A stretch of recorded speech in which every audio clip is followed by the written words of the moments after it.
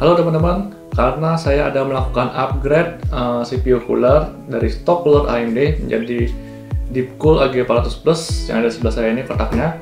Nah, jadi saya ingin melakukan perbandingan antara stok cooler AMD dengan CPU cooler ini, kira-kira perbedaannya seberapa jauh. Oke, alasan saya menggunakan CPU cooler Deepcool AG400 Plus ini itu karena ada dual fan.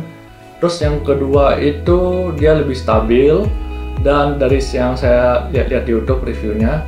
Dan yang ketiga itu harganya yang paling worth it menurut saya. Jadi suhu yang saya peroleh itu perbandingannya dengan harganya itu sangat worth it sekali, itu menurut saya. Oke, untuk harganya berapa? Harga CPU cooler ini Deepcool AG400 Plus ini sebesar itu 300 ribuan, 320, 330 ribu. Nggak perlu lama-lama, jadi kalian langsung lihat video besoknya aja.